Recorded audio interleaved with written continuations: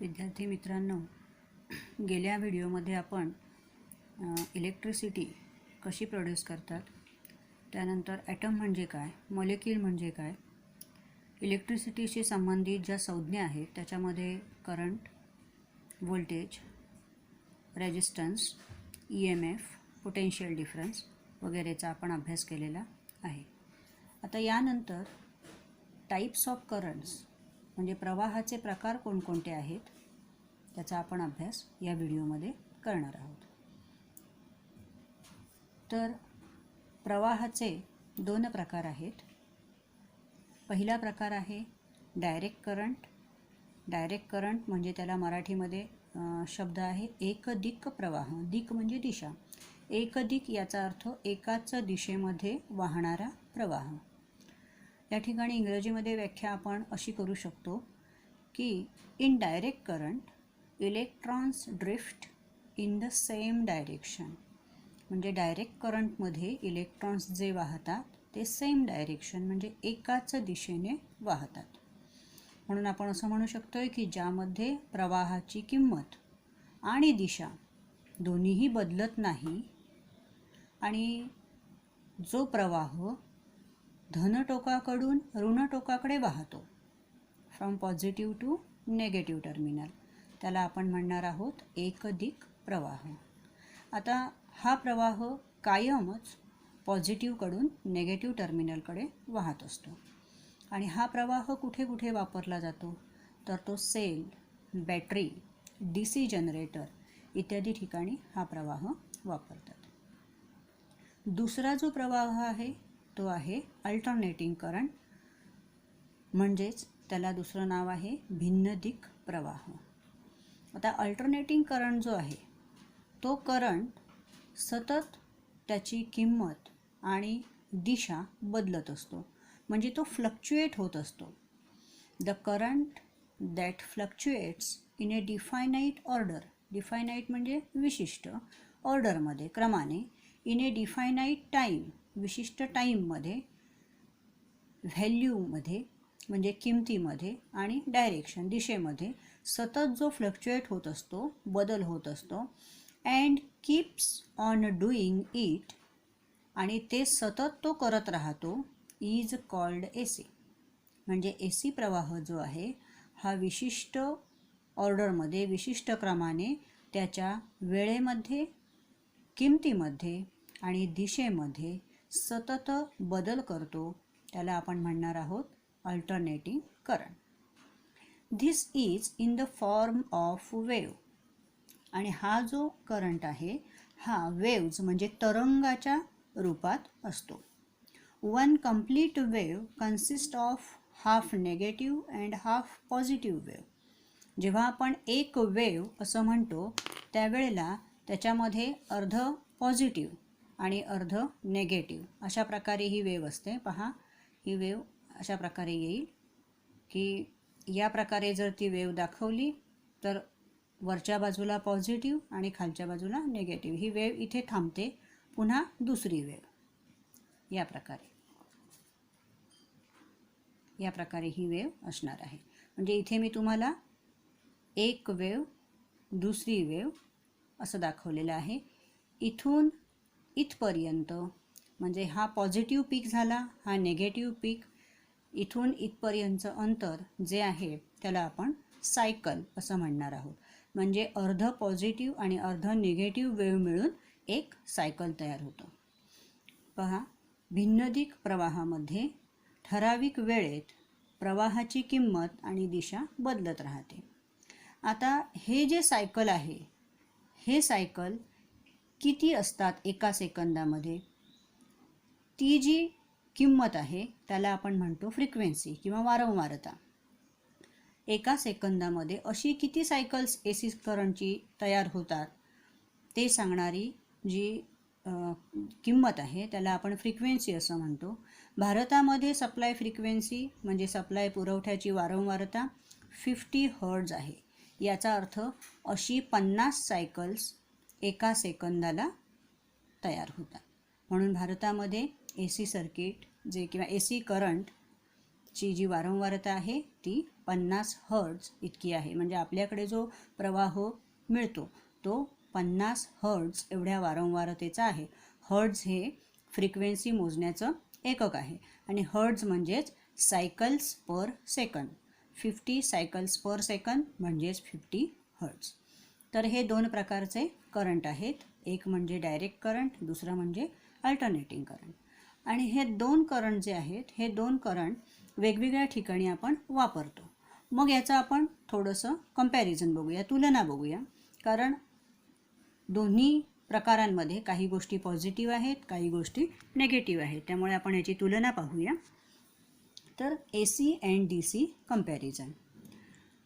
डाव्या बाजूला मी AC लिहून घेतलेला आहे, उजव्या बाजूला DCचे पॉईंट्स आहेत. आता पहिला पॉईंट आहे की ACची निर्मिती किती व्होल्टपर्यंत करता येते. तर आपण 6600 व्होल्ट, त्यानंतर ते आपण 11000 आणि 33000 इतक्या व्होल्टपर्यंत आपण त्याला निर्माण करू शकतो.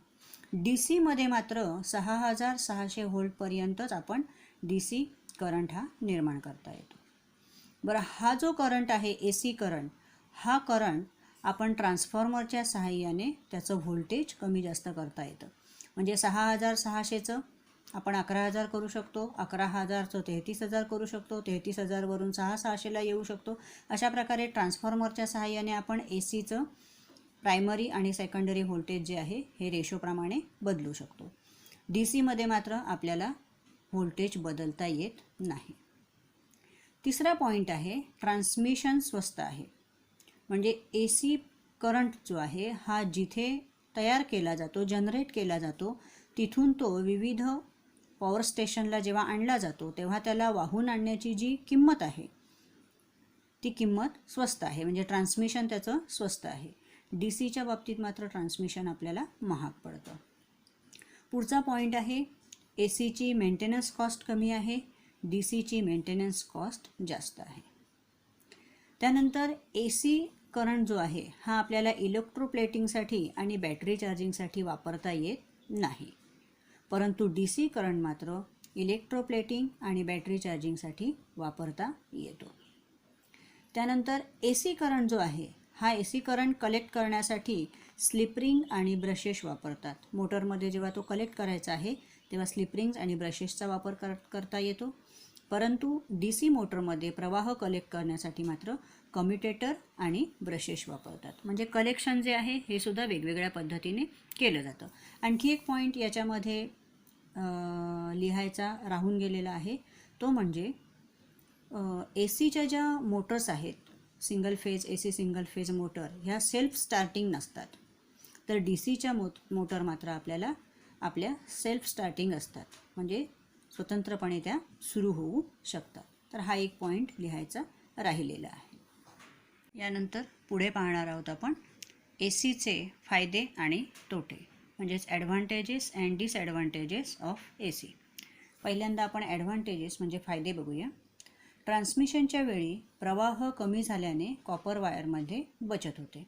म्हणजे मगाशी मी तुम्हाला सांगितले की ACचं ट्रान्समिशन आपल्याला स्वस्त पडतं म्हणजे त्याचं व्होल्टेज आपण वाढवू शकतो आणि त्याप्रमाणे आपल्याला त्याचं ट्रान्समिशन करता येतं. आणि व्होल्टेज कमी जास्त करता येत असल्यामुळे ट्रान्सफॉर्मर वापरून आपल्याला ट्रान्समिशनच्या वेळेला प्रवाह त्याचा कमी करून कॉपर वायरमध्ये बचत करता येते.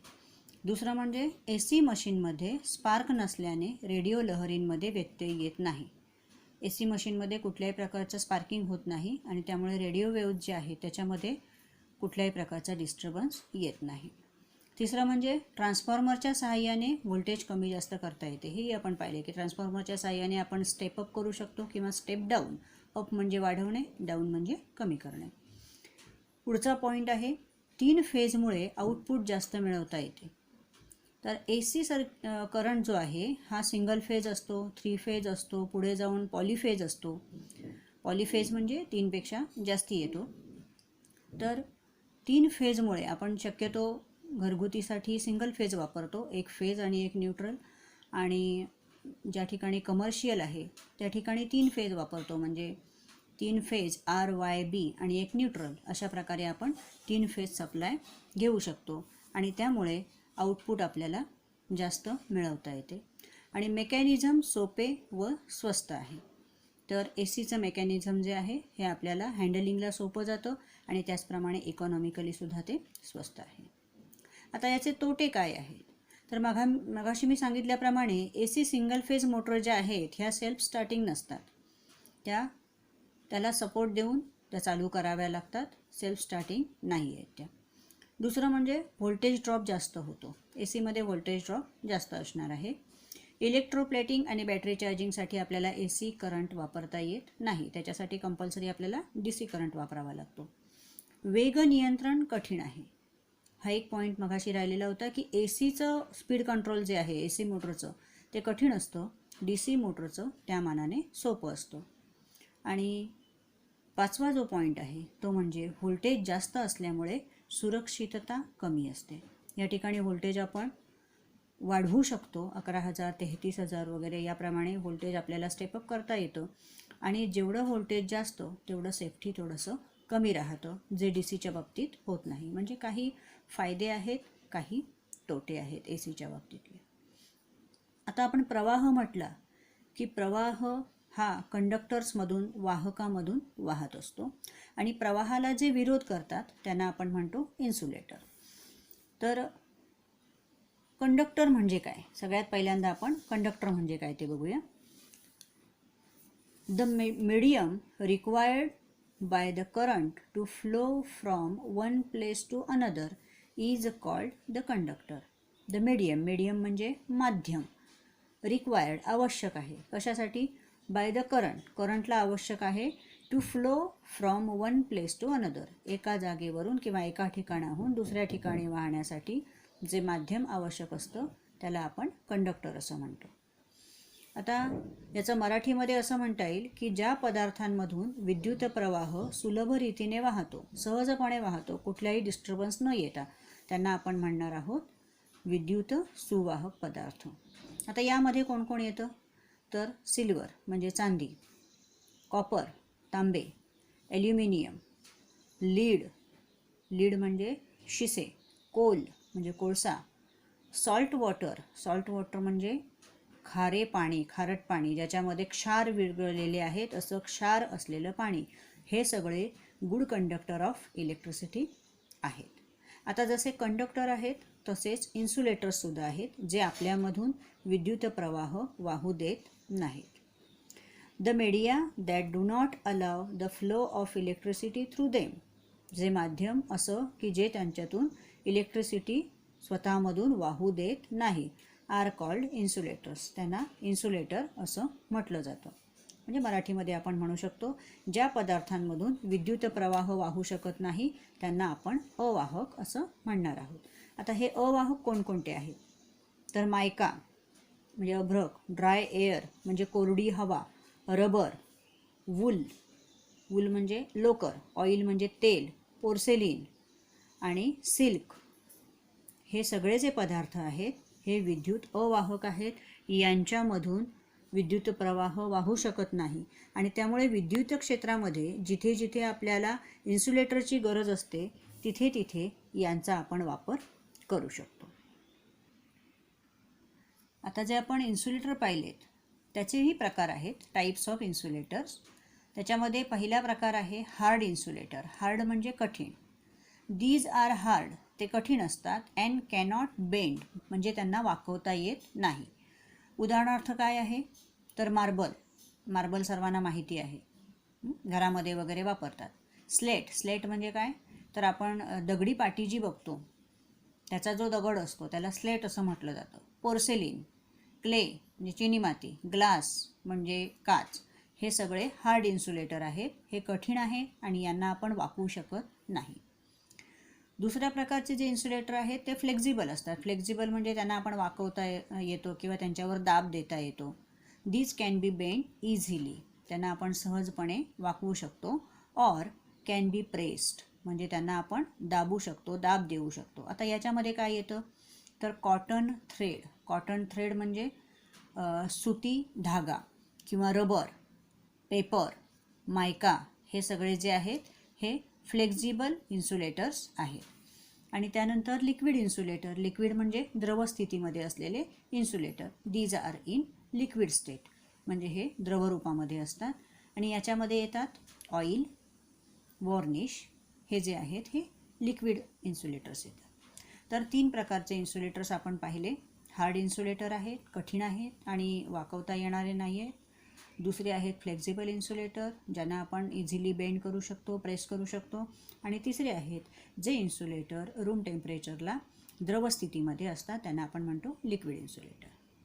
आता जे आपण ह्या सगळ्या संज्ञा पाहिलेल्या आहेत, त्या सगळ्या संज्ञांमध्ये सर्किट हा शब्द आपण बऱ्याच वेळा वापरला आहे. तर सर्किट किंवा मंडळ म्हणजे काय? इलेक्ट्रिक सर्किट असं आपण म्हणतो. सर्किट म्हणजे काय? द पाथ, पाथ म्हणजे मार्ग, विच द इलेक्ट्रिसिटी टेक्स, जो मार्ग इलेक्ट्रिसिटी म्हणजे विद्युत घेते. कशासाठी? टू कम्प्लीट इट्स जर्नी, तिचा प्रवास पूर्ण करण्यासाठी जो मार्ग इलेक्ट्रिसिटी घेते इज कॉल्ड द सर्किट. त्याला काय म्हणतात? सर्किट असं म्हणतात. म्हणजेच विद्युत प्रवाह वाहण्यासाठी ज्या बंदिस्त मार्गाची गरज असते त्याला सर्किट असं म्हटलं जातं. तर ही झाली सर्किटची व्याख्या. मग सर्किट किती प्रकारची आहे? तर टाईप्स ऑफ सर्किट्स, याच्यामध्ये 4 प्रकार आहेत. पहिला आहे क्लोज सर्किट. क्लोज सर्किटमध्ये electricity completes its path, electricity तिचा मार्ग पूर्ण करू शकते. उदाहरणार्थ, आपल्याला एखाद्या रूममधला लाईट लावायचा आहे, तर आपण काय करतो? स्विच ऑन करतो. सर्किट मुळातच असतं तिथे, फक्त स्विच ऑन केल्यामुळे ते सर्किट पूर्ण होतं, क्लोज होतं आणि आपल्याला त्याचा परिणाम दिसतो की रूममधला दिवा लागलेला आहे. पण तोच जर रूममधला दिवा आहे, सर्व सर्किट तयार आहे, परंतु दिवा लागत नाही आहे, याचं कारण सर्किट जे आहे हे ओपन असतं. ओपन असतं म्हणजे त्या ठिकाणी जो स्विच असतो हा ओपन असतो आणि त्यामुळे इलेक्ट्रिसिटी आपला मार्ग पूर्ण करू शकत नाही, त्याला म्हणतात ओपन सर्किट. त्यानंतर तिसरं आहे शॉर्ट सर्किट. शॉर्ट सर्किटमध्ये काय होतं की इलेक्ट्रिसिटी जी आहे हा मधलाच एखादा शॉर्टकट मार्ग घेते. Both negative and positive wires meet somewhere. ज्या काही वेळेला काय होतं की पॉझिटिव्ह आणि निगेटिव्ह वायर दिलेल्या सर्किटमधून किंवा दिलेल्या मार्गातून पूर्ण न होता मध्येच कुठेतरी जोडल्या जातात. And the fuse is burned, आणि त्यामुळे फ्यूज उडतो किंवा फ्यूज निघून जातो. On putting the switch on, आपण जेव्हा स्विच ऑन करतो त्यावेळेला पटकन फ्यूज जातो, कारण ज्या वेळेला शॉर्ट सर्किट होतं त्यावेळेला त्या ठिकाणी करंटला छोटा मार्ग मिळतो, दिलेल्या मार्गापेक्षा छोटा मार्ग मिळतो, करंट वाढतो आणि त्यामुळे आपलं जे फ्यूज असतं हे सेफ्टी डिव्हाइस आहे, एक्सेस करंट आल्यानंतर ते ब्लोन होतं, जळतं आणि पुढचं सर्किट आपलं वाचतं. त्यामुळे शॉर्ट सर्किटमध्ये फ्यूज जर बर्न झाला तर पुढची जी हानी असते ही वाचते किंवा होत नाही. आणि चौथं जे आहे ते आहे लिकेज सर्किट. लिकेज सर्किटमध्ये इलेक्ट्रिसिटी फ्लोज, इलेक्ट्रिसिटी वाहते without the operate off switch and without lighting the lamp.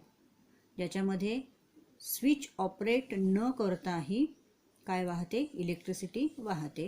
And without lighting the lamp. आणि आपण जर तिथला दोष शोधण्यासाठी आपण जर तो लॅम्प वापरला तरीसुद्धा तो ब्लो होत नाही, परंतु तरी देखील त्या ठिकाणी इलेक्ट्रिसिटी वाहते. बऱ्याच वेळेला बघा, आपल्याला काही वेळेला अर्थिंग कमी असेल, लिकेज करंट तिथे वाहत असेल त्या टर्मिनलला, तर आपल्याला स्विच ऑन न करताही थोडंसं हाताला झिंझिण्या आल्यासारख्या वाटतात, तर त्या ठिकाणी लिकेज करंट वाहत असतो.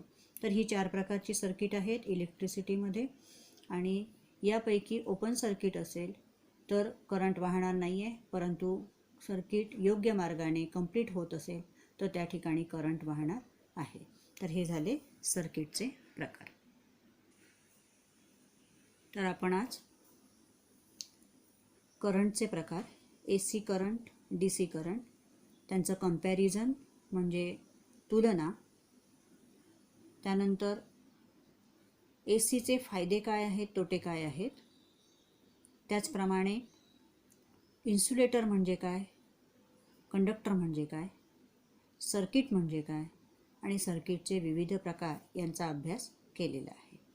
तर याच्या पुढील जो भाग आहे हा आपण पुढच्या व्हिडिओमध्ये पाहणार आहोत. तोपर्यंत थँक्यू.